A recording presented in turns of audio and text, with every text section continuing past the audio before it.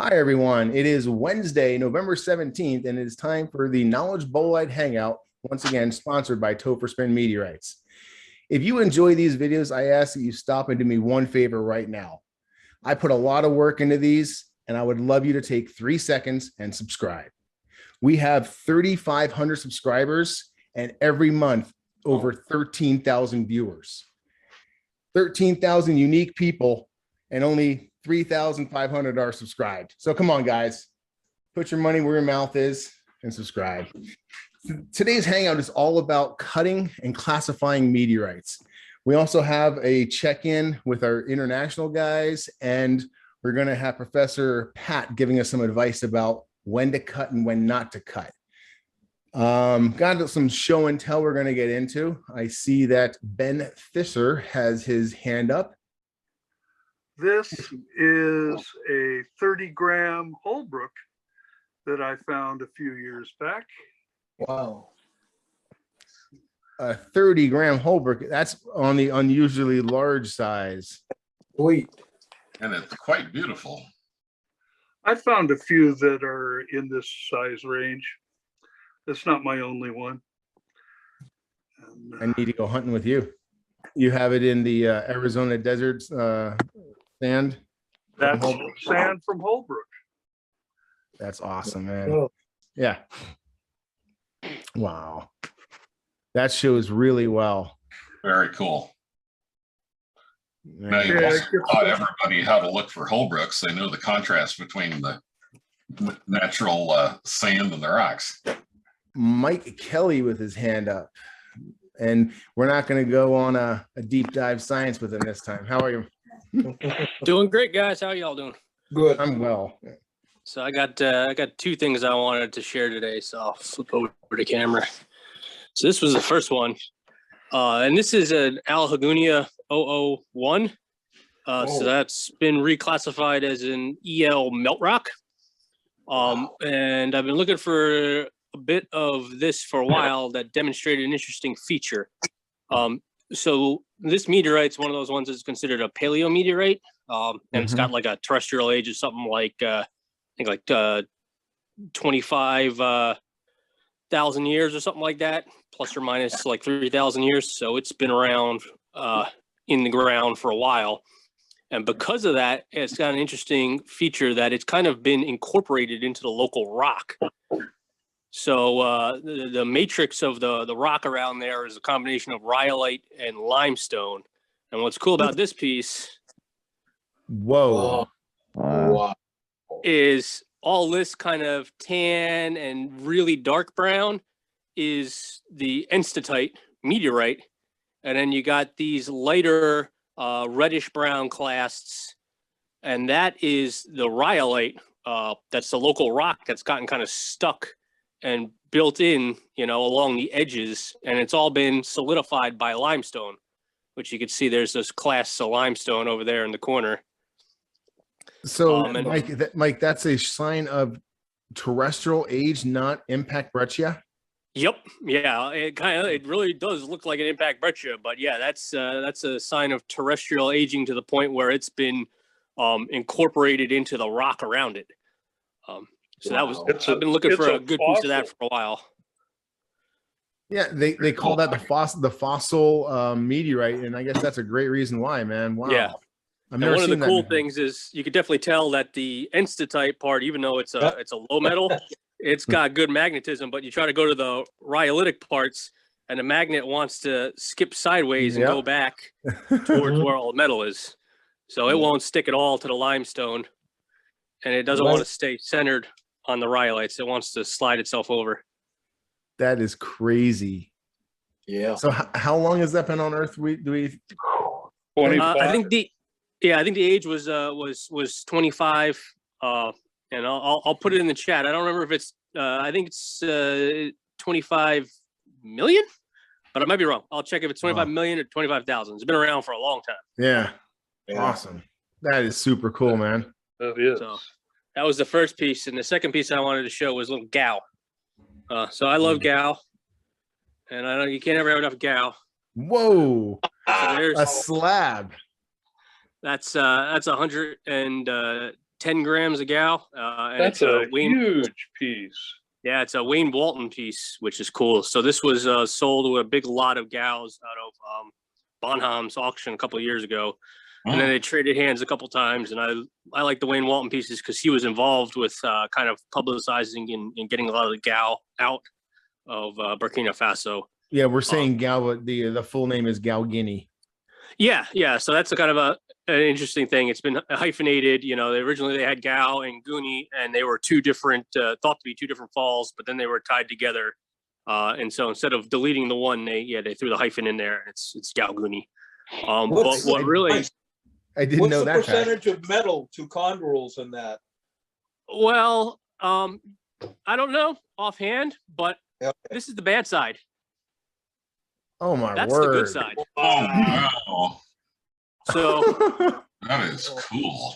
and And then that's finally what different caught rocks. my attention there. You're wondering the metal to chondrule ratio on there. I would say this piece has abnormally large amount of very large chunks of metal in it.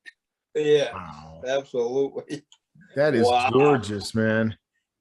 Yeah, this kind of reminded me almost of like maybe the start effect of like what you have going on with a Pungar or a Portales Valley, where you get all those rivers of metal, Yeah. you know, kind of tracing their way through the fissures and cracks from the rock being all fractured up, being one of the theories. So I mean, it's a very angular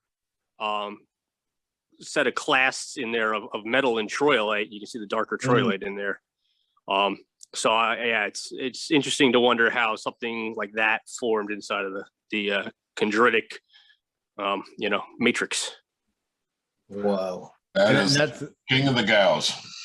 yeah, and that's a witness fall from like in the 1960s too, but it's still a really popular meteorite. Yeah, it certainly is, and you can get it at a good price, and it's got a lot of character to it. So I like them, you know, especially a piece with a label on it. And this is actually currently, I looked it up. This is currently my largest slice in my collection. Very nice. Yeah, Nice. we're gonna Beautiful. we're gonna have to Yeah. stop calling you the micro man for sure, dude. That is TV it every fantastic. once in a while. Thank you so much. I appreciate Yeah. that. No worries. Just to let everyone know, we're going to go to Cameron next, but next week's topic is going to be your home state meteorite.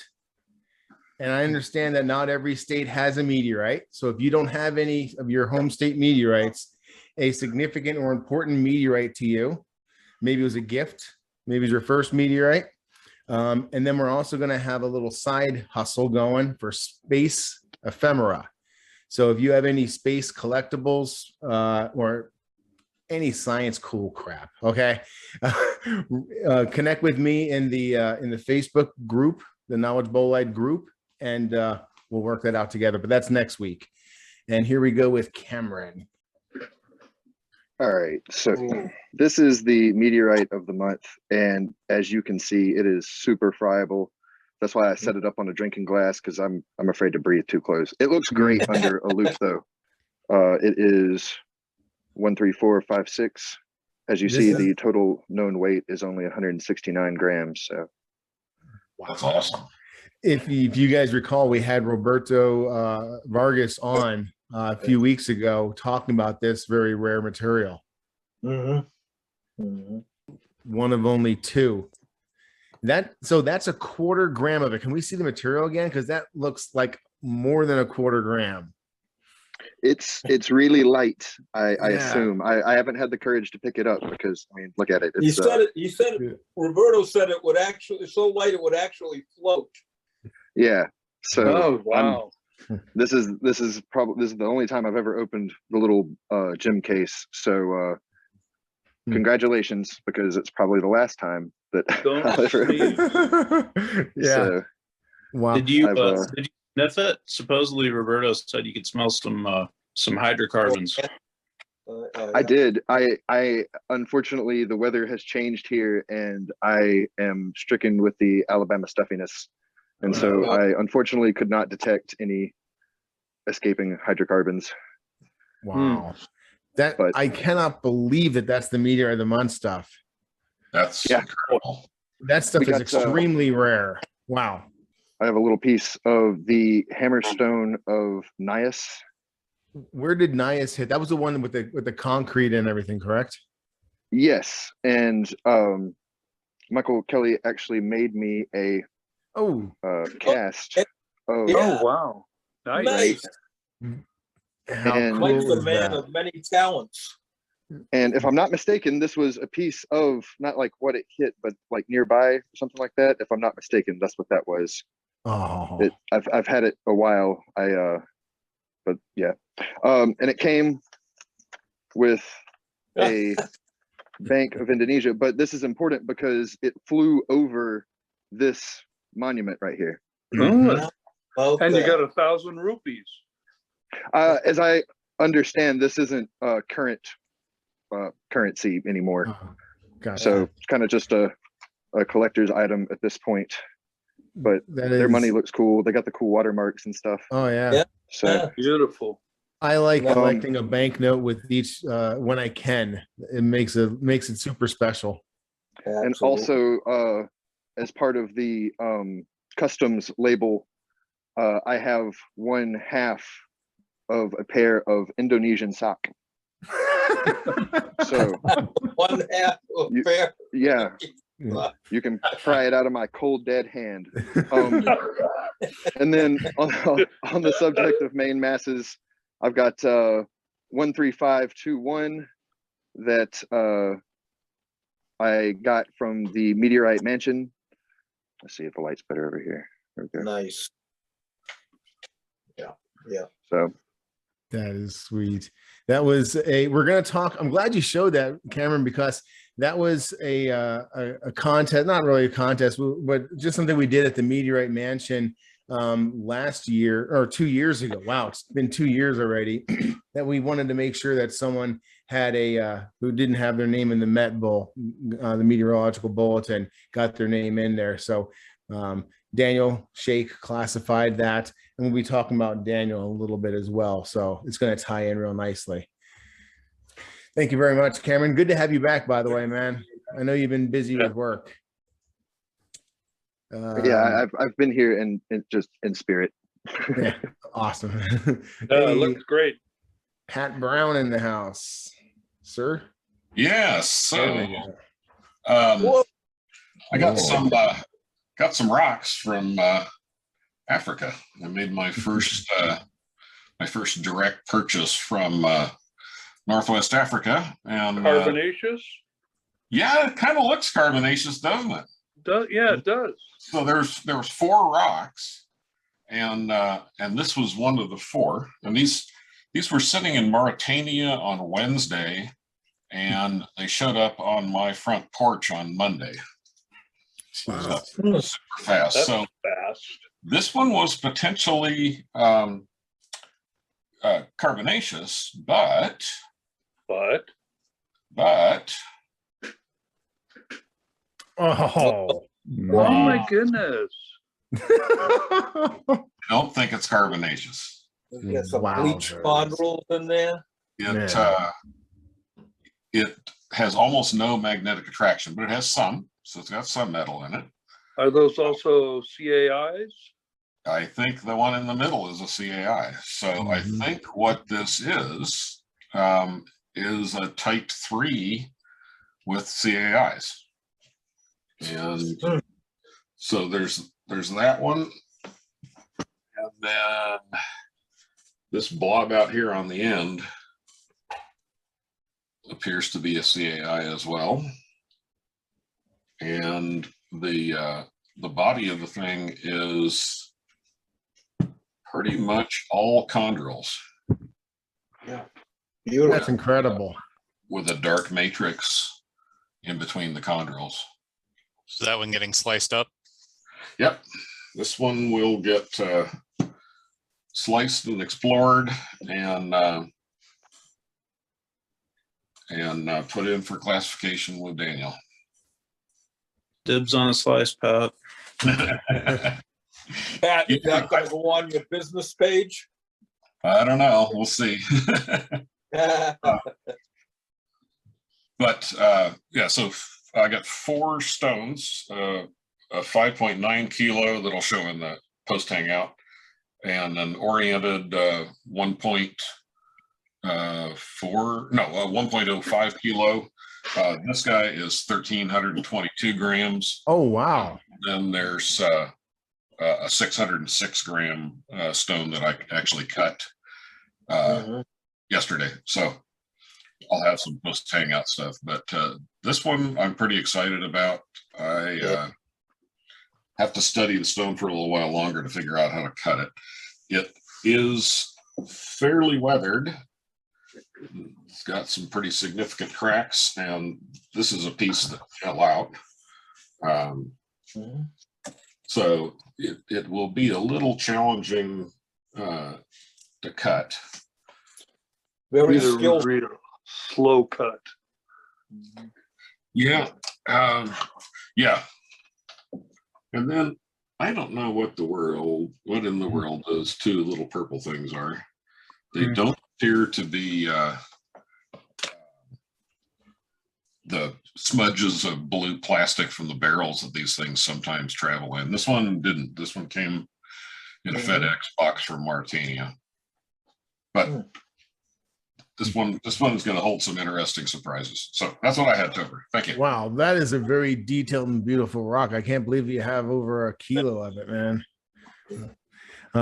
I want to show something off because this is my largest slice of primitive material. So this is, let me see. Oh, wow. Nice. That's a chondrule party. Yes, This sir. is officially classified. This is NWA 14380. It's a 16 gram slice of it. It's classified as an LL 3.15. Nice. And it's like absolutely gorgeous, and you can get lost in it. But there's this little guy hanging on for his dear life right there. Yeah. And he's armored. Or bleached. Yeah. But Or bleached. look at how much is going on in this slice. Yeah, there's some chunks of other material floating in there. And the colors on that one, Topher, are surprisingly like the LL 3.05 that I showed last week. Mm-hmm. What is that black region up toward the top there? Yeah. It looks like a little melt, but I'm not sure. Carbonaceous inclusion. It could, yeah, very well could be. I don't know. Wow, it's got some wild structure to it. Yeah. This entire slice is just, you can get lost in it. There's this one down here too. Oh, yeah. What's the weathering grade on the classification? I don't know off the top of my head. What was the number? It is NWA 14380. So this is the other side of that little bleach chondrule sticking out there. Yeah. But I definitely want to thank Sheng Yang for making this available to me. He's extremely generous individual. And look at this, inside this clast is a black little thing. Yeah, there's so much going on in these slices, man. Thousands of chondrules. Hours under the microscope. Yeah. So this is the most primitive stuff I have. LL 3.15. I do have this that I'd like to show as well. Well, let me show the ID card for that one. Give full credit. Now I do have 2 pieces of this CR2. This is Chech 003. We're all familiar with Chech 002. Here's the next one. This only has a total known weight of 1,100 grams. It's a CR2, and I have 2 slices of it. And it is really, really beautiful stuff. Oh, yeah.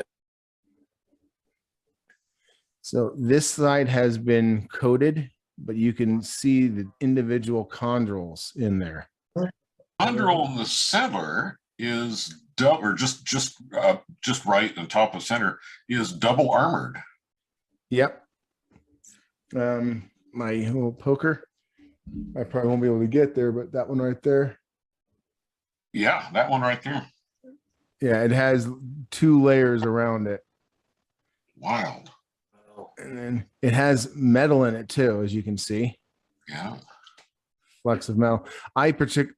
For my viewing pleasure, I'm not a scientist. I'd much rather have it coated like this. But look at those 3 pieces of metal on top. Yeah. 4. So this is one of the slices. And then here's the other slice. Again, another really intricate with big hunks of metal in there. Yeah, a lot more blebs and bigger blebs. But this is really rare material as well. Not as rare as that carbonaceous we just saw with Cameron, with only 169 grams on the planet. But this one has 1,100 grams on the total known weight on this one. And a big thanks to Yang and Sheng Yang for this one as well. Definitely appreciate it, man. Cool. It was found in 2021. So my what I think is happening right now is there was a bunch of, like, when Chech was first discovered, it's an Chech 002. It's an ungrouped achondrite, and it's really valuable. So a lot of the Africans and I think it's in Algeria. Sorry. So a lot of the Algerians went out there and were hunting and hunting and hunting, looking for Chech 002 at that time, unclassified, but an ungrouped achondrite. And they started finding other stuff there. So for instance, NWA 14056 is the Chech diagonite. They came across it while they were hunting for something else. So now there's another Chech 003. So perhaps something else found during the hunt for Chech 002. At least that's my hypothesis. Was it in the same strewn field? Multiple Yeah, it has to be in the same fixed location. Well, now the Chech name is a dense collection area. It's a DCA. So you have NWA as a dense collection area, and you also have within NWA different dense collection areas. So Chech is now a dense collection area, and when they find something else in that area, it'll be Chech 004 and consecutive. And it doesn't matter what it is, as long as it's found in that area and the documentation and everything can be pointed back to it, that it'll get that name. So just a little bit to add to that, because I have some classifications that were found in the Chech area. And so I reached out to Daniel and asked him about the naming. And nice. In order for it to have the name Chech, it has to have coordinates, like longitude, latitude coordinates with the find to get the name. Like a certain distance? That's all the information I have. You just have to have the GPS coordinates of the find to get the name Chech. Yeah, because obviously they're trying to keep people from just getting a name rather than NWA, make it stand out and make it special. So yeah, the nomenclature committee is wanting to know the exact location of where yours was found. In situ pictures are probably going to be required to make the process a lot easier. We have a little bit of media. We're going to be talking about cutting and classifying meteorites. So I want to show you a little bit of something that I think was funny. All right, it's our episode number 78 episodes in a row, guys. There's a lot of backyard scientists out there who have their unique way of testing to see if things are meteorites. What? I saw this today. Oh man, That's very scientific. Can anyone explain that to me? Well, the meteorites completing the circuit. He's Yeah. making a circuit with the Must be meteorites. Yeah. All right. So that's the kind of backyard science that we're dealing with. Then there's this guy. I had to crop this from a YouTube video and use a little short segments of it so I don't get deemed copyright infringement. But his test will prove to you, whoa, not this guy. His test proves to you that this can take the heat of re-entry into our atmosphere. Therefore, it is a meteorite. Or a charcoal briquette. DIY fusion crust. So Don't quit your day job. here's another one. I had to reverse this and crop it as well for copyright reasons, but I have no idea how to explain this to you. Right. You put your rock in between these things, you run a current through it, and it tells you if it's a meteorite or not. I don't know what we're looking at, guys, but that's the kind of meteorite testing that we are not backing. We are backing meteorite testing from experts like Daniel Chech, classifier to the stars. Yeah. I'm really super happy that Daniel is a Knowledge Bolide crew member, and he is reaching out to newer collectors who don't have their name in the Met Bowl. So 2 years ago at the Meteorite Mansion, as said earlier, I made sure that I sponsored it myself, so I'll take full credit. I made sure that a new collector got themselves in the Met Bowl, and they walked away with the main mass, and it was all, I hope, free of charge. Last year, Daniel took over, and he made sure that Marissa Fanady and Travis Rouser, the Keystone Collector, both got themselves entered into the Met Bowl. Well, guess what, guys? It's Meteorite Holiday Giveaway, and thanks to Daniel, it's version 2.00, sticking with the petrologic scale. So this year, he's doing it again. He's asked for donations of rocks and a list of people interested in obtaining their first classification. So here's a little bit of the information. You can contact me off the side for more information, but I do highly recommend that you go to the Meteorite Club on Facebook. Mhm.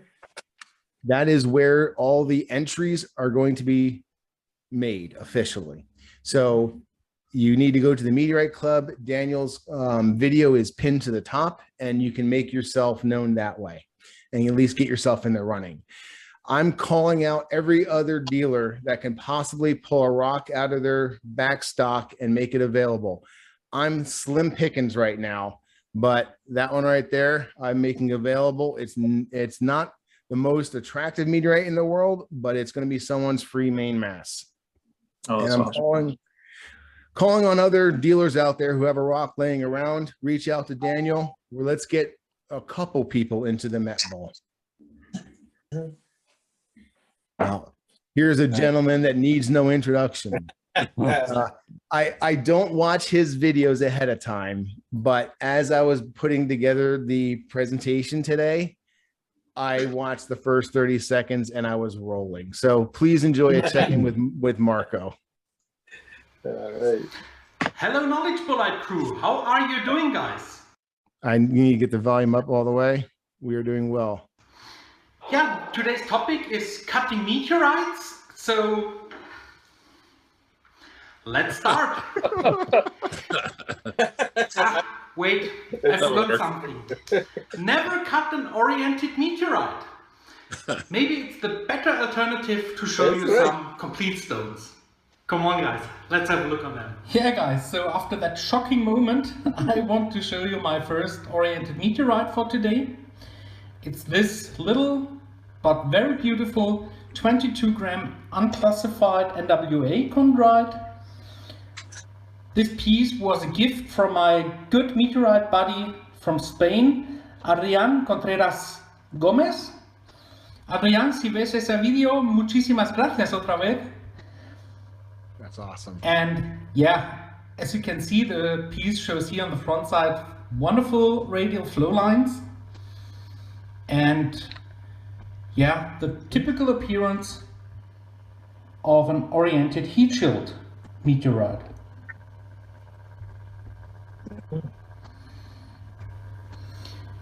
Yeah, and that's the backside of the stone. You can see that the piece shows a nice rollover lip. Yes. All around the stone and the backside of the piece. It shows a frothy fusion crust, so everything that oriented meteorite should have. Mm-hmm. Mm-hmm. Very, very, very round. Yeah. He wasn't joking about heat shielding. Mm.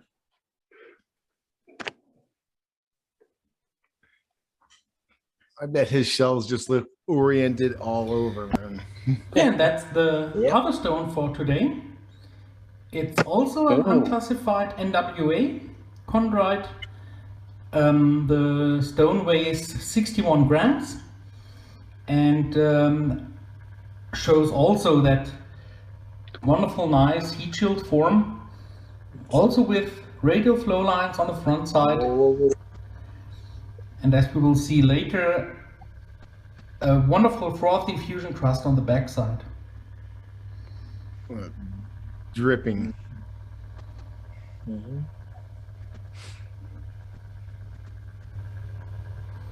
Yeah, and that's the backside of the stone.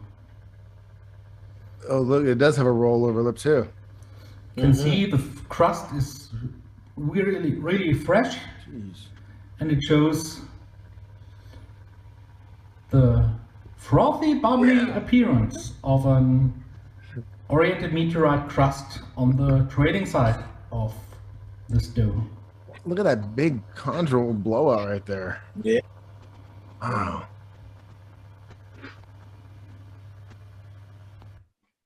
Oh, Frozen in beautiful time. lines. Yeah. Nice, nice, nice.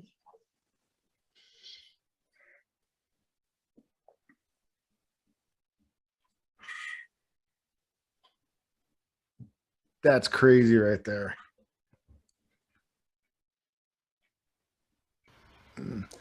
Yeah, guys, these were the two little oriented stones that I wanted to show today.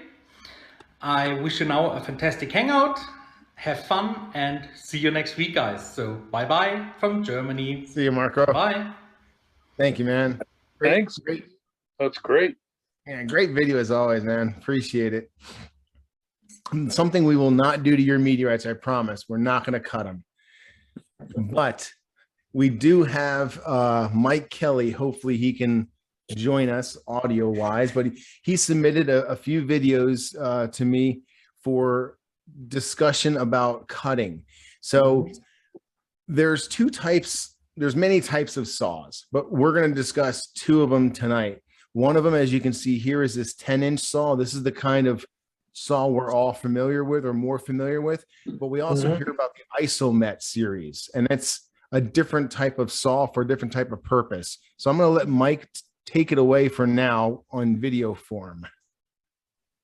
Oh, I was goofing around with special effects, so ignore the opening. Yeah. And then he's a ninja. This is what happens when you get new software. So this is the Isomet 1000, and I want to do a quick video on it. So you can see it's a variable speed saw. I can go ahead and go from 975 all the way down to 100 rotations per minute on the cuts. It's also nice because it has a position sensor on there, which you can set in inches or millimeters, and by adjusting this turn knob here, it goes ahead and advances the position in increments of tenths of a millimeter at the finest. And what that's doing is that's adjusting the cutting arm over. See, it's a standard trough type setup, so you dump water or alcohol in there. It does run slow enough that you can run alcohol, and it'll take a maximum of a 7-inch blade. Right now I got a 6-inch blade in there, and it operates on a counterbalance principle. So this arm here, where you mount the specimen, is connected to this counterweight system that you adjust to get the proper weight on there so that you get the amount of pressure you're looking for. This is one of my resaw mounts. So if you have a specimen where you have a cut face, this clamps the cut face in there to give you a parallel cut to that cut face.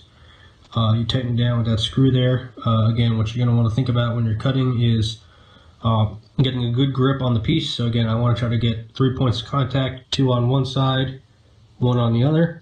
And then what I'm going to want to do is I'm going to mount it in a way that I got a relatively flat surface that I'm pressing against the saw blade. This way you don't get any deviation when you start the cut.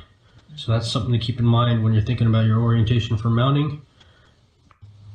So this is the chuck mounted onto the pivot arm. Yeah, one of the things you can see that I want to do is on the check, I want to make sure I want to come down and get the blade to touch the piece.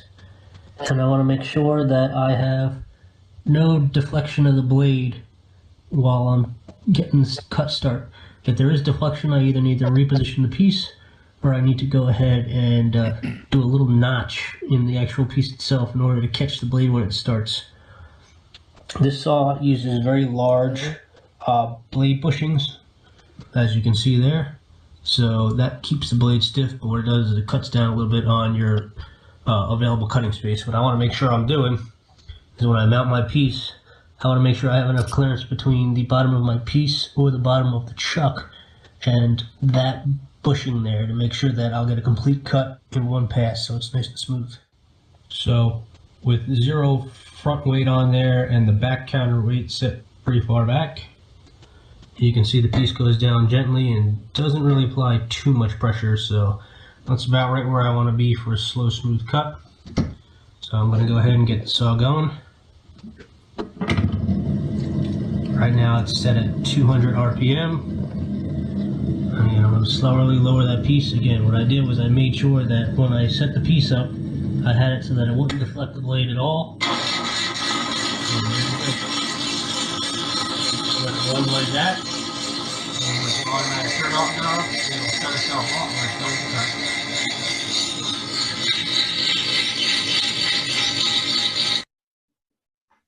And then, Mike, I think I forgot to tag on the last segment of the video you sent the next day, which showed the finished product. Well, Topher, that's okay because I cut a couple more slices of it tonight, and you can look at it when we're done with the multimedia. Oh, awesome, man! But I told you that's the way we planned it, buddy. All right, so that was the Isomet saw. So and that's used for different purposes and different material than a standard saw like this. So without all the noise of the saw running, this is my 10-inch setup. It's a standard separate motor saw. The belt runs the bearing and the axle over here. Basically, it's got a big water tray at the bottom. It does have a screw feed, which is this piece right here. I am not a huge fan of screw feeds. You can see the mechanism over there that kind of feeds it in there. I personally don't feel that the speed is the best for all materials, so unless you're cutting something that falls in the range, you're either going too light or too fast. I like to hand cut. So this big white piece you see here is a sled that I made, and what it does is it engages both the left and the right full side of the track of the saw table, so it pushes straight in and can't be anything but parallel every time. What I can do is then, if I don't feel comfortable hand cutting, I will go ahead and permanently mount the piece down onto the onto a sacrificial bottom that holds it parallel every time, and then I can slide over and do my cuts. If I do feel comfortable hand feeding like this is an over a kilo Ureilite, but it's got a very nice, very large, very kind of squarish back angle, so it sits right on the sled there, and with just the tiniest little bit of hand pressure I can hold it. And what that allows me to do is control the feed rate. So if I run into a denser part of the material, I can kind of go by the sound of the saw, and I can judge whether or not I'm feeding too fast, too slow, and I can vary it to the needs of the material.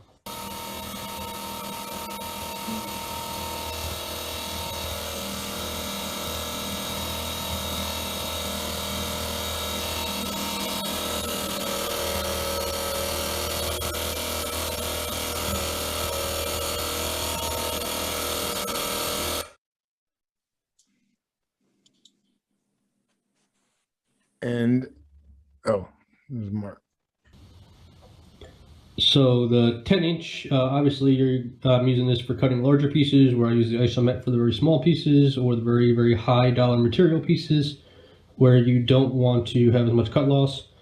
This was just a single basic cutoff, 2 cutoffs to do type of specimen and thin sample piece.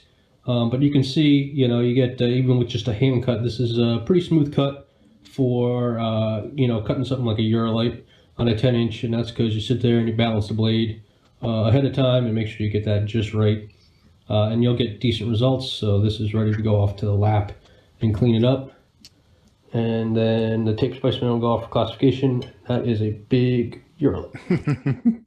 Yeah, it is. Wow. Yeah. Let me see here. Yep, that was it. So let me see. Yeah, the Ureilites are like the hardest thing to cut, basically. So I think that's an amazing cut for a Ureilite with a handheld stone, man. Can I ask what kerf you're using on that blade? So with the Isomet, I'm running blades that are like 0.14 millimeter. So they make thinner blades than that. They make true wafer blades. And again, those are very, very, very finicky blades because, they basically don't have enough structure to them really to support them. You can take them and flex them really easily with your fingers. So if you're cutting really thin, really small stuff, you can use wafers like that. I like these 0.14s, 0.16s.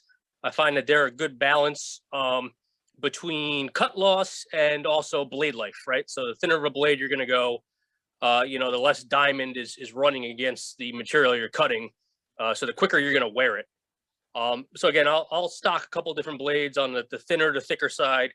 And depending on what the material is and how valuable it is, I'll select a blade to kind of either minimize the cut loss or maximize my efficiency or find a blend in between. Thank you, Mike.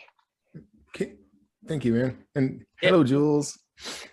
Perhaps you can talk to us a little bit about when you use and now it's kind of just an open free for all, guys. So any questions you have about cutting, now is the time. Excuse me. I do have the question of the week with Professor Pat, which is when do you cut, when don't you cut, and different things like that. So we can either jump into that or we can ask some questions. I have a question, and I don't know if Pat's going to discuss it or not, but I want to know when you use the Isomet versus the normal saw, and besides worrying about halite crystals, salt crystals, why would you cut with alcohol? It seems like a much more expensive and risky process.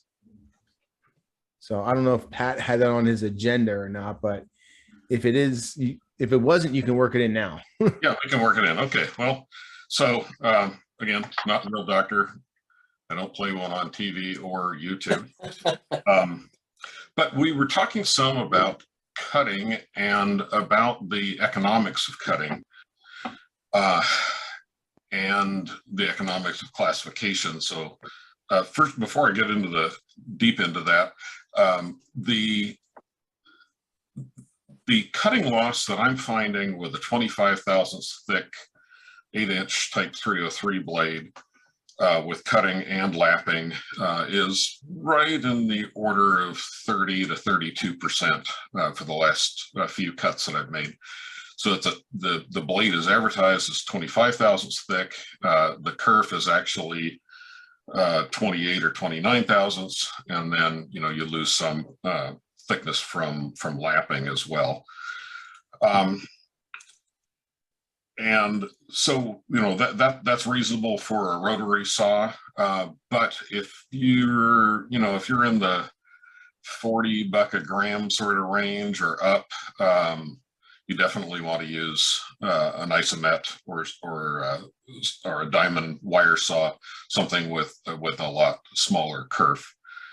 The alcohol versus water is an interesting one because I've been playing here recently. I've done all of the lapping in alcohol rather than water.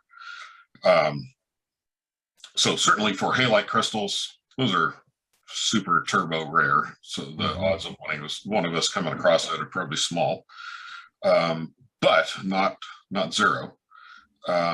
And the two little purple specks in the meteorite that I showed in show and tell there sure look like salt crystals, but I'm probably hallucinating because somebody was just there was just one found, and yeah, I saw that recently classified with halite crystals, and the write-up in the meteoritical bulletin for that one is really interesting.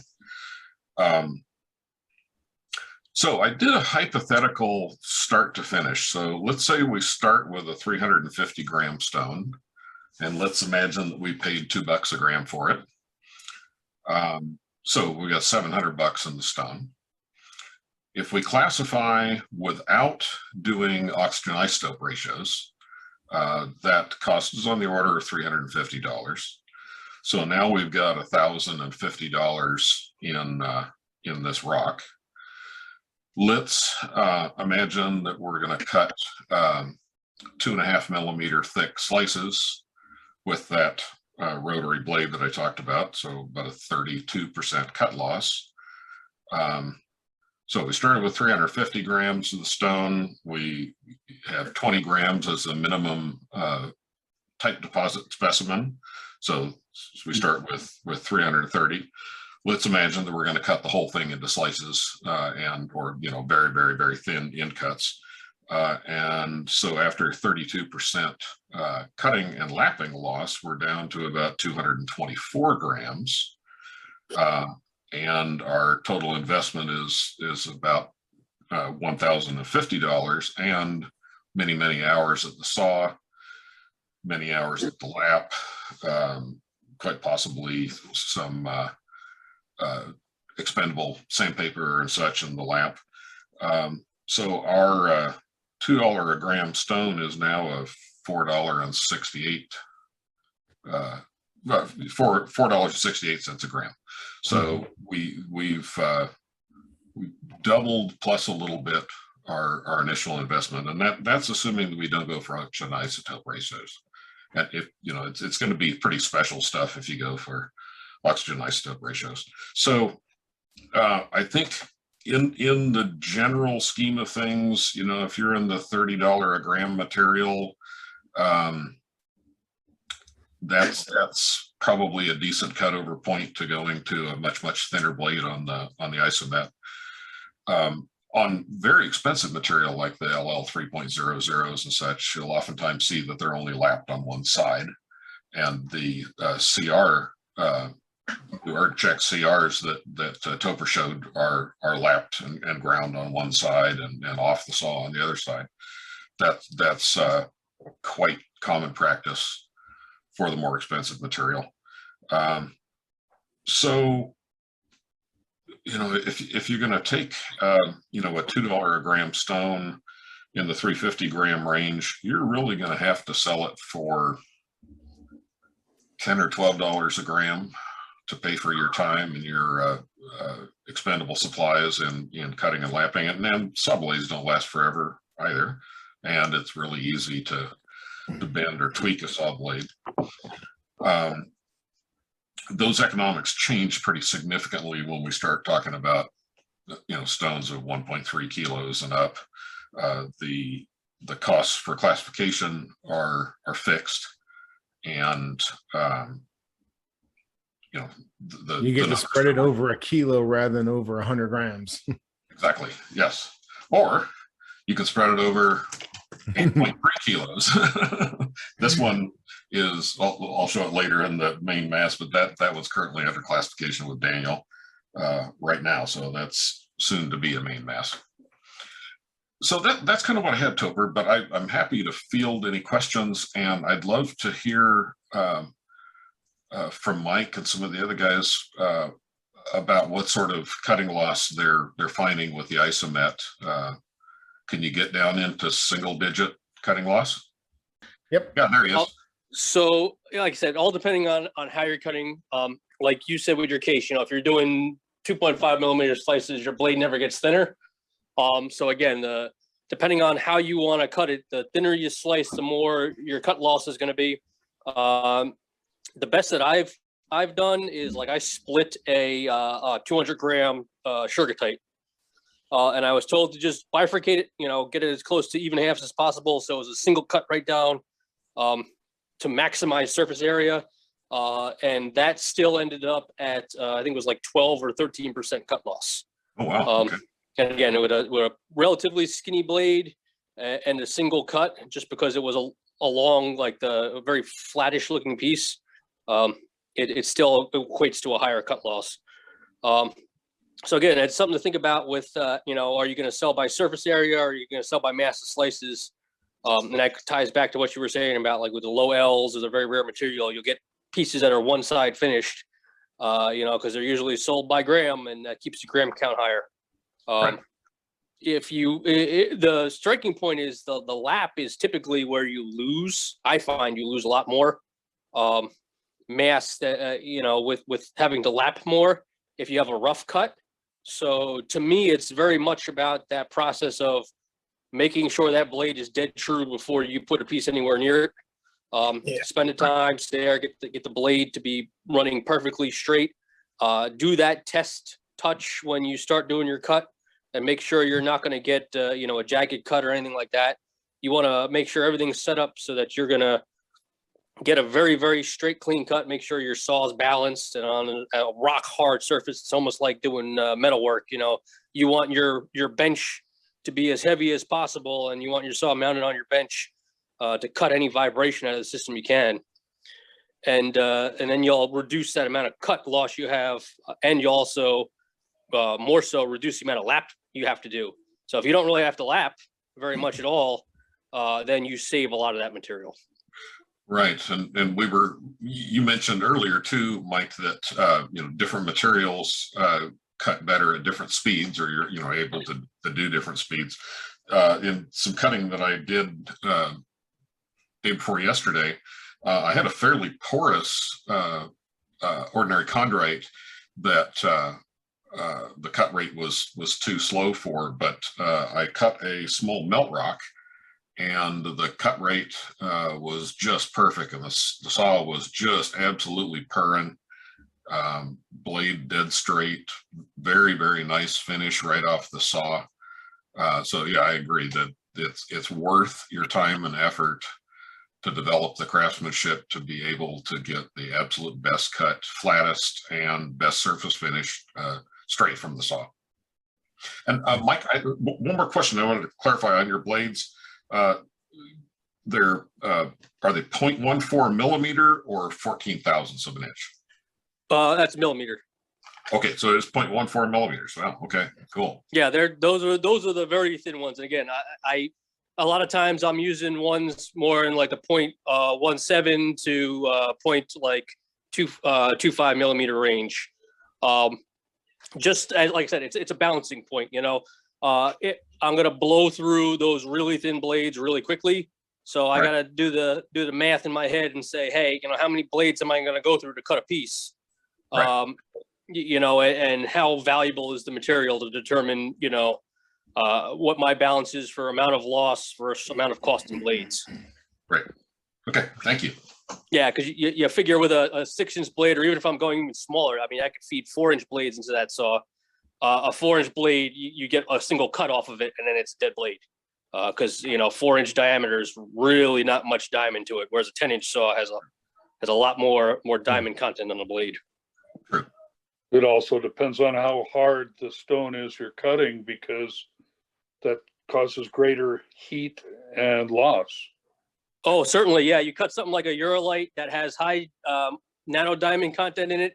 I mean, I did one cut on one Ureilite on the Isomet saw, and it was not a huge piece, about the end of my thumb. And it was like a 2.5 hour cut to do a single cut on something the end of my thumb, just because that was the hardest Ureilite I've run across. Dang. It had me thinking twice about doing the 1 kilo one.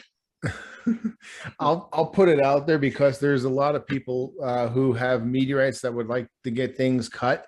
We have a few experienced cutters here in the Knowledge Bolide crew. So if you're looking to hire a saw, reach out to us because we can probably find someone to put you in their schedule for you. All right, so we'll check back in with Mike Kelly to see what he was cutting earlier. Sure. So on the Isomet video, I was cutting a unclassified Rumuruti that's going to get classified now. So you can see the pieces here. And this one is with just the first lapping done. So this is one of the original pieces I took off. This is the end cut.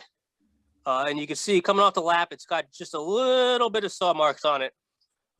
So this material was a little bit weathered. You can see it's kind of got those weather cracks through there.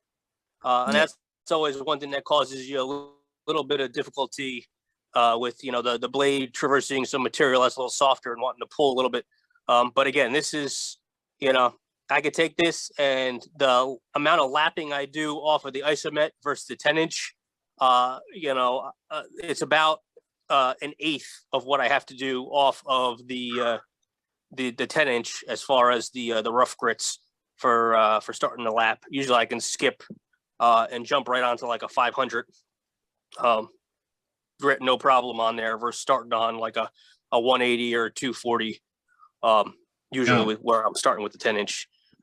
So yeah, this is some material. Again, I'll do a couple different types of mount. This was that mount that I use for doing the refacing.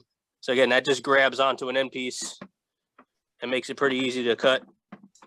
Piece just sits inside and the single screw hole holds it in between the ends. So that's what you saw cutting the other way. And again, I was asked to take a couple more pieces off there. So I've gotten this down basically to an end where this kind of shape right here where it pokes in is telling me where to stop my cuts. So I know, Pat, you were kind of talking, when do you cut? When do you stop? You definitely got to be able to read the material, look at the cracks, stuff like that. You do get pieces with little weaknesses in them. I don't know if you could see it up here. Oh, yeah. These kind of micro cracks there. If I were to do this on the 10-inch, the slightly higher vibration on the 10-inch moving at those higher speeds would probably shake that to pieces. And I would end up with about, a third coming off the end there just from loss. Yeah. Wow. This is not bad. Again, these blades, these are $5 blades. So this type of material, if I dial in the speed right, I get my pressure right, I'll get about 4 to 5 cuts on something about this side out of a $5 blade, before it's trashed. There's different qualities of blades. You can buy expensive blades and they will definitely run longer. These ones are hit or miss. I'll buy a pack of 10 of them. In that pack of 10, there'll be maybe one blade in there I just don't like, and it's too much of a pain in the butt to get balanced right. And I'll just let it go, So you can buy the real expensive blades or buy the cheaper blades. You just got to do the economy calculations and figure out, what makes sense for the material you're cutting. Yeah. Right. And also what your end goal is with it, because I try to resell meteorites and that rules me out as a cutter. So that's why I have friends with skills. Chris Monk of Rocks on the Ground cut the high metal impact melts that I did during my live sale that I sold out of, and I bought new ones. He now has those and is getting ready to start cutting those. Get on it. No. And the last batch, we measured the cut loss. Now, again, earlier, Pat was giving you very accurate details about a different material, higher cost per gram, extremely scientifically important, primitive stuff. With these melts, they're not that expensive. So we decided to cut it thick and give people a good size wafer of this stuff. Well, with that and the lapping, I think we were in the high teens, 17 to 19% cut loss. Mm-hmm. So you can minimize your cut loss through a bunch of different ways, and one way to do it is just cut really, really super thick. Tupper, if you'd highlight me real quickly, I want to show off a little bit on the finish that I'm getting off the saw blade. I really did a lot of work with trying to get the blade running exactly perfectly straight. This is straight off of the saw. And there's the little corner at the end. Yep. But it's really white, quite flat. And with the harder material, I was able to do even a bit better than that. Actually, this one has been lapped just a bit. Dial in less reflection. That one has been lapped just a bit. But on these, I was going from the saw straight to a 15 micron bonded diamond lap, and getting them dead flat pretty quickly. I did have some issues here. This is actually a little groove in the meteorite that is from a piece of grit that the blade picked up. I was adding water between cuts, and that stirred up enough of the already cut material. So I'm now not adding water between cuts, but wait, or not during a cut, but wait till the end of the cut. That's a part of it too, is you really got to get the edge of the blade in the best cutting condition that it can be in, which also includes the right amount of water or alcohol. By the way, if one cuts with alcohol, you have to be extraordinarily careful that you don't get any sparks. Alcohol burns. Oh, yeah. It burns with a blue flame that's difficult to see. So you have to take the greatest precaution. And I wouldn't use alcohol in a high-speed saw, but just in a low-speed saw like Mike was talking about. Correct. Thank you. Awesome. Thank you very much. I have a special announcement to make for the Knowledge Bolide upcoming schedule. As you know, we are putting in the new group on Facebook a schedule for upcoming subjects, and we are encouraging participation. There is going to be a special hangout coming up. I can't give full details yet, but I can tell you, I can't believe these words are coming out of my mouth. We are going to have a space shuttle astronaut as one of our guests, and he will be discussing his continued efforts to save the planet from destruction from asteroids. Wow. That's excellent. Sounds amazing. What do you guys think of that? Sounds interesting to me. It's a good gut. The asteroid defense stuff is red hot. It's a very popular funding thing, and we're getting asteroid sample returns from that planetary defense money. Yeah. I can't mention the name or the name of the organization just yet, so please stay tuned for that. But you're going to want to pay special attention to the upcoming schedule, because it's going to drop and we're going to accept it when we can accept it. So stay tuned for that. And if you have, if that's a subject of interest for you, please gather your thoughts so we can put the most professional foot forward. Thank you, guys. I appreciate it. Now let's jump into a little bit of the themed show and tell for tonight, which is main masses, cutting, and things you have in classification. So we're going to jump right into a presentation here. One of our Knowledge Bolide crew members, Clifford Yap in Maryland. Cliff, what are we looking at, my man? So you're looking at possibly the world's least significant main mass, but I couldn't resist throwing it in, given the theme. So this is Los Vientos 293. It's an ordinary chondrite L6, weathering grade 4. It's 60 gram total mass, and that, you know, there's obviously the cutting sample. So you're looking at basically everything that's left. And I just kind of like this one. You know, it's the most common type of meteoritic material, but it's got an exact find location with GPS coordinates on it. You know, I was able to get it directly from the original finder, and there, you know, there's your location. Yeah. So it's got a lot of context, and it tells a story And there it is. It's an actual, honest to goodness, main mass meteorite from the official source, and it's it's a weathered L6, so that's about as basic as meteoritic material gets. But it's got its own little interesting story to tell too, because it is so weathered, and it comes out of the Atacama Desert, which is basically as dry as it gets on planet Earth. So it makes you wonder what its terrestrial age must be to have managed to get that weathered in the driest environment we can offer. Yeah. Now, one of the resources that I was looking at when we were talking last week about are we running out of meteorites, and we talked briefly about the Atacama. They have done carbon dating on surrounding material and done atomic clock work, and demonstrated that meteorites that were recovered on the surface were up to 2 million years old for terrestrial age. Wow. Yeah. And they had a number of them over 1 million years. So that Haggounia that we showed earlier, or Mike showed, someone showed earlier, was I looked it up, 23,000 years, and that was a fossil. So in the Atacama, you're getting millions of years old, and they're on the surface. Yes, it is an extraordinarily old surface, and it is the driest place on Earth for the longest period of time. And as you alluded to last week, Pat, and I shared that Chile is the new NWA. Yes. So there's a lot of stuff coming out of there, but I totally think I think it's super cool that you have a main mass, and I don't care if it's only 60 grams.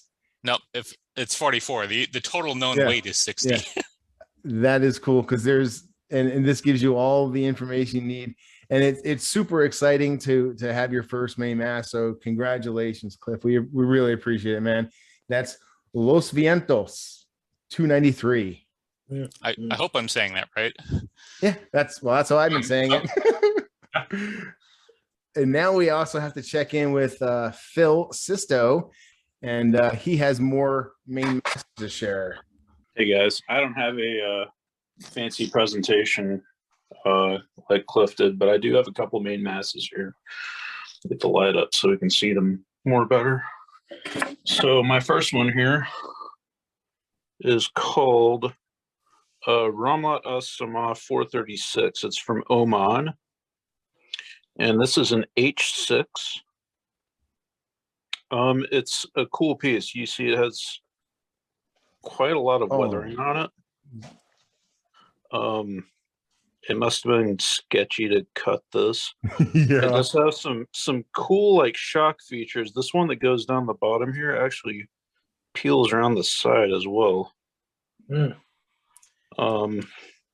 then there's kind of an interesting like variation in the lithology up here at the top, it looks like too. Yeah, there's like a brown swash in the middle of the darkness. Yeah. It's interesting how little material there is in those weathering cracks there. Did somebody do a pretty thorough cleaning job on it? That would be my guess. I mean, you can see some in the sides here, and there's definitely a little bit of caliche left over, where it was sitting down in the desert like that. So the total known weight of this one is about 1,500 grams. I have 866, so I'm probably, just over like 54% of it, but it's still most of it, so it's a main mass. That is nice. I'm glad that didn't cut off there. That part didn't fall off. You can see the rounded grains of sand in there. Right. That is awesome. Was that your first main mass? It was, yeah. I got this from name is Artmet. He's based out of Poland, I believe. Yeah. Yeah. No, that's Poland Met. This is Artmet. You're right. Yeah. Yes. Artmet. Yes. Different guy. Yeah. That is a beautiful main mass, buddy. Congrats. Thank you. And then just like Cliff, I got a little guy. So this is also an H6. This is Northwest Africa 7319.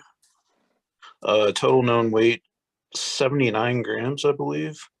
The type specimen was 17 grams. So, you're looking at the 52-ish that's left. What's the name of that? What's the name of that one? I'm sorry. NWA 7319. It's printed there on the back. Oh, 6319. My bad. Okay.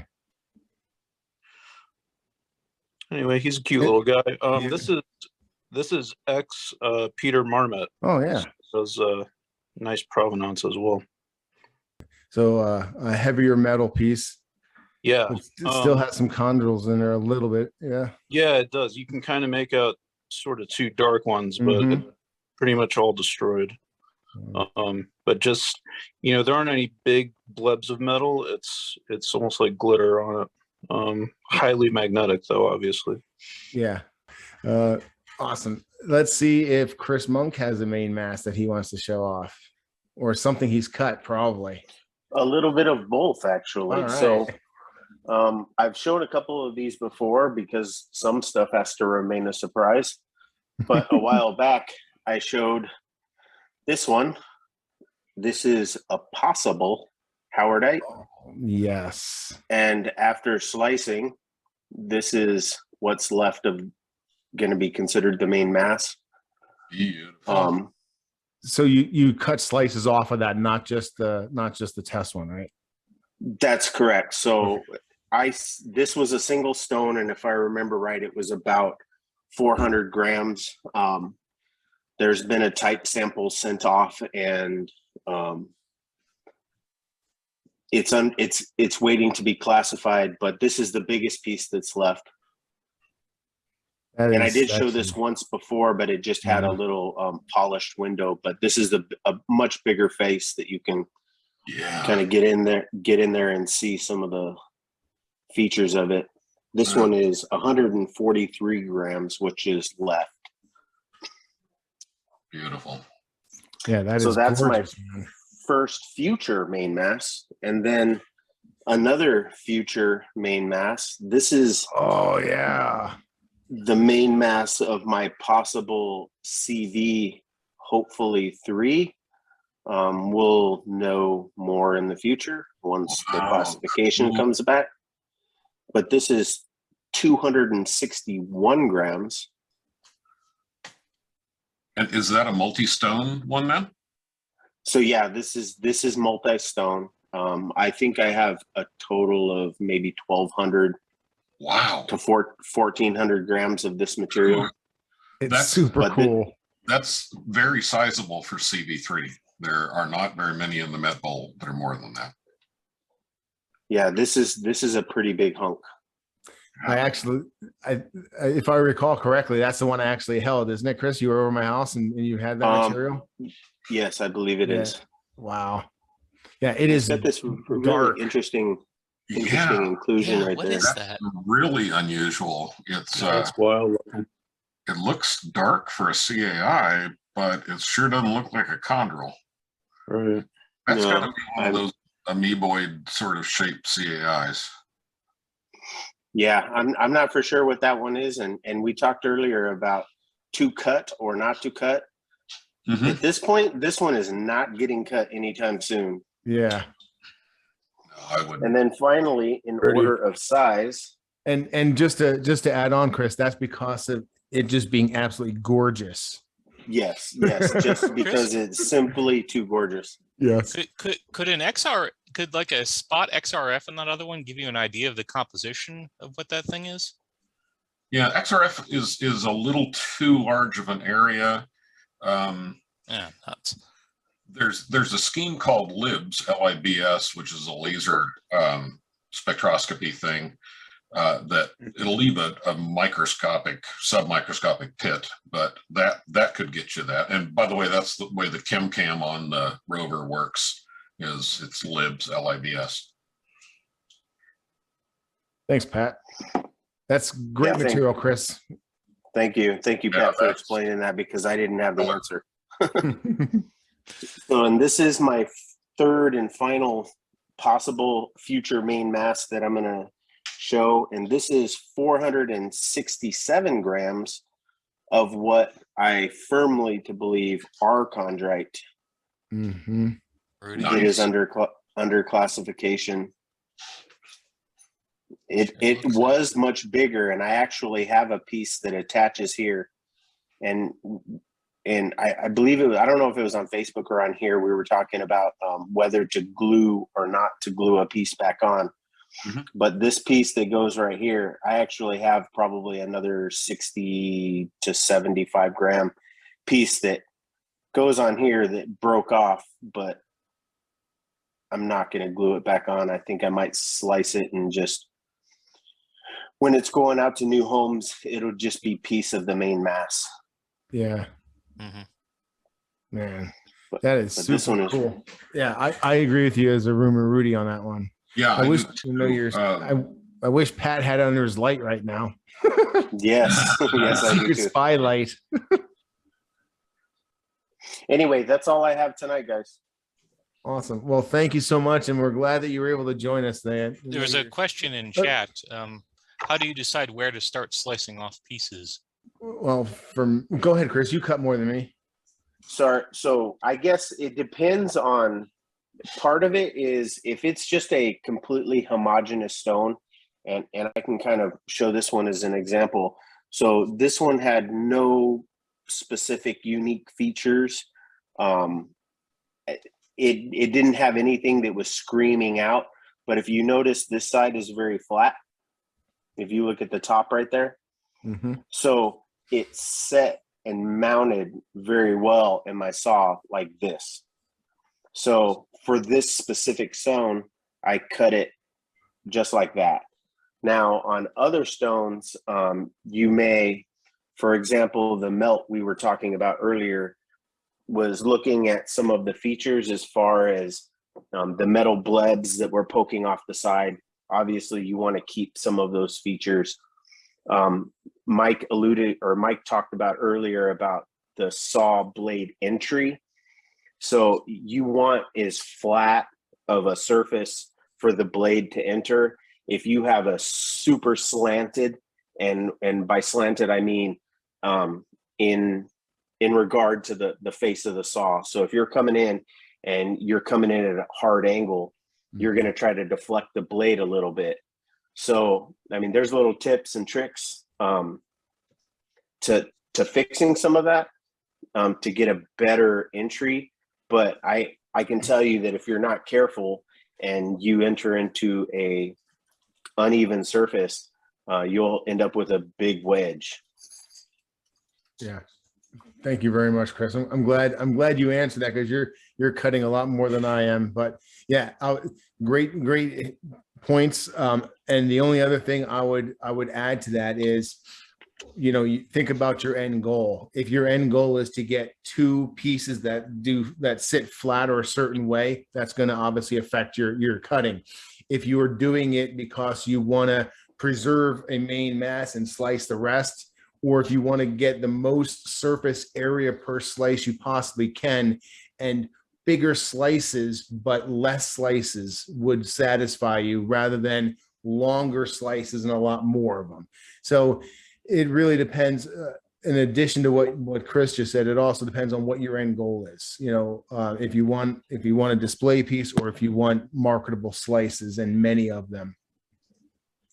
I was going to say too, to add to that, you got some things you want to avoid, like broken features or cracks or weathering. Sometimes you got to avoid those in order to keep full slices or not actually have a slice crack on you. And the other thing is, sometimes when you get the stones from the desert, they windowed them in a certain spot to see what the inside kind of looked to determine how they were going to sell it, or what they thought it was to sell it. And then if you want to maintain the aesthetics of a piece, you might be locked in based on where that window was of cutting from that direction. So you don't end up with a stone with 2 or 3 open faces. Yeah, that's for sure a thing. So like if you get one that's already had like a type sample cut off of it, you're kind of locked into trying to line that up so you get the most out of the stone and you don't end up with a wedge or just a broken kind of weird shaped piece at the end. Yeah, or potentially try, if it was a very ugly, rough grinder type cut, to really open it up, and you want to try to get rid of all that and turn it into a nice main mass. You got to get creative sometimes in your angles. to be able to lop off the worst of the rough cut material. Thanks for your insight, guys. I appreciate it. Now, Ron Metchkis. Okay. Okay, what I have you might recognize, seeing as I bought it from you. This is the main mass of NWA 6076. It's not only a main mass, it's the only mass. There's no other piece on Earth, according to John Higgins. So I can get this to focus a little bit better here. Let's see. Nah, sort of. So I have a little quickie video. Let me change my screen here. I'm going to share my screen. Okay. So can you see that? Oh, no, not yet. There we go. Okay, you see that? Yep. There we go. All right. So this is an outside view. It gives it a lot better because it's all nighttime here. So this, I bought it one of your sales a few months ago. I love those blebs on there. Yeah. From Morocco, but this is my only main mass. So I'm kind of proud of it. It is. I forgot how beautiful it is. Oh, this thing's gorgeous, and you can't have it back. I'm sorry. Oh wow! But it's one of my favorite rocks. It's something about it. I would love to put Pat Brown's polarized light on it to see what's on the inside, but unfortunately, can you play that again for us, Ron? Sure. Yeah, I know everyone wants Pat's patented spy technology. Okay, there you go. And what NWA number was this again, sir? 6076. It's from Morocco. Mm-hmm. Those blebs and full chondrule sticking out, man. Yeah, I love those. I love those things. Wow. But again, this is the only piece of this that's on Earth that was cut off for classification. Yeah. A single stone, and you have everything but the lab specimen. Yeah, there's only two pieces. There's the 20 grams or so that he cut off for the classification place, and the rest was dust. And so this is it. This is the only piece. Period. Wow. So that's from him. So anyway, I just wanted to show this. This is my only main mass. So I'm not a main mass collector, but this is just a nice little piece. That's amazing. Well, thank you so much, man. Yeah, that it's not an iron, so I didn't expect it to come from you. Well, I bought a few of your chondrites. I learned more. I kind of like the irons because especially silicated ones, but I'm learning, and I bought a few from your last sale. I think the only thing I bought were chondrites. 3 of them. Plus, it's a lot harder to get a main mass for an iron. Yeah. There's one that's $20,000, so I can't afford that. We got Bruce with his hand up as well for show and tell. Let's check in with Bruce in New York. How are you, bud? Doing good. I got a couple of main masses to show off today. That both of them I acquired through Ureilite, so they had also sent me this little guy. Nice. Perfectly held this one. So this is NWA 863, and if I saw this on the ground, I would have, I wouldn't. I mean, even now, it doesn't look like anything special to me, other than the fact that it's got NWA 863 written on there. Yeah. And when it's cut, you can see a little bit of metal up there. Oh yeah. So this is classified as an H5. So I think this is 112 grams, and I think it's 139 for the total mass that was found. So I assume it's just the one piece. Originally came from Al Lang, and so then Ureilite, provided that and their own little their cards as well. So that's one guy. And that's a nice early NWA one, man. Yeah, I don't know if it's my earliest. I think I might have one that's a little bit lower. And this was 99 or 2000. 2000 it was discovered. So the other one I have is about 10 times bigger. So this Whoa. is also pretty Chunky. low. It's NWA 1223. So it's got a piece that just fell off.